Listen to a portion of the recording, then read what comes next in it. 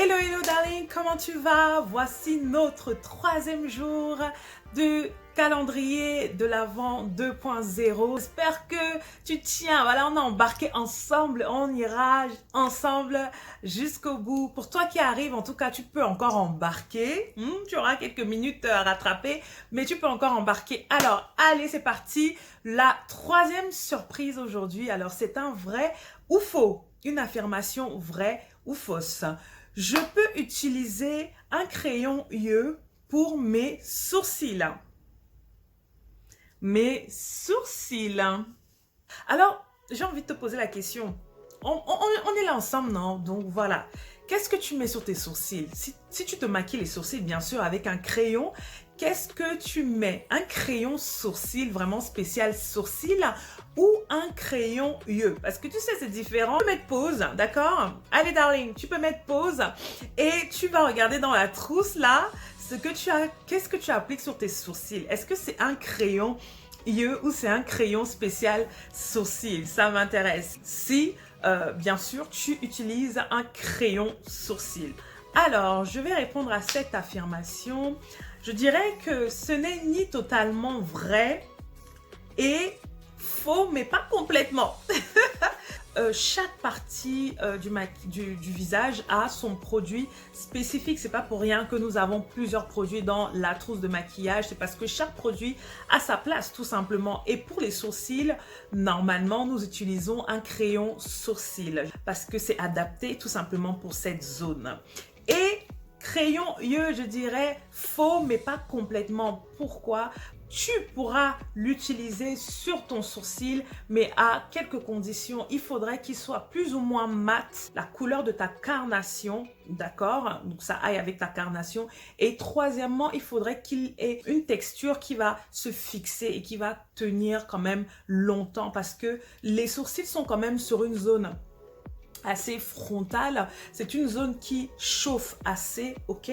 Donc, on ne peut pas appliquer juste un crayon parce que les crayons sont différents et notamment les crayons UE. Ton crayon UE en général, il va être gras, il va être assez facile à étaler. Pourquoi? Parce qu'on n'a pas besoin de quelque chose de mat pour l'intérieur de l'œil. Il faut que ce soit gras, il faut que ça s'étale facilement. Et ces crayons, tout simplement, pour le sourcil, ça va être trop gras, ça va se fondre et à la fin de la journée, tu te retrouves avec la moitié du sourcil effacé. Pour le sourcil, il faut un crayon mat, un crayon qui va tenir et qui est surtout adapté à ta carnation. Donc, est-ce que je peux utiliser un crayon UE pour mes sourcils? Oui, mais à condition qu'il soit plus ou moins mat, qu'il soit adapté à ta carnation et qu'il ait une bonne tenue. Voilà, donc dis-moi qu'est-ce que tu as trouvé dans ta trousse là. Et surtout, n'hésite pas à me poser des questions si besoin. Voilà pour la surprise du jour. Nous terminons donc avec le mot qui accompagne cette saison de Noël. Et aujourd'hui, c'est le mot contact. Contact, le mot contact. Pour Noël, c'est une saison qui est favorable à un rapprochement, voilà, c'est une saison où on pense à des personnes peut-être que tu n'as pas vues depuis le début de l'année, que tu n'as pas appelé depuis plusieurs semaines, depuis plusieurs mois. Voilà, tu penses à des personnes qui ont touché ton cœur, qui t'ont fait du bien ou des personnes tout simplement que tu as appréciées, que tu as aimées. Peut-être que tu t'es éloigné de certaines habitudes qui te faisaient du bien, tu t'es éloigné d'un groupe de personnes et là, voilà, tu as envie de faire quelque chose, tu as envie de te rapprocher, tu as envie d'avoir un contact, un bon contact. Donc, peut-être que tu vas appeler, tu vas peut-être envoyer un message, tu vas peut-être rendre visite. Et le contact n'est pas forcément lié que à l'extérieur. Le contact aussi nous parle de nous.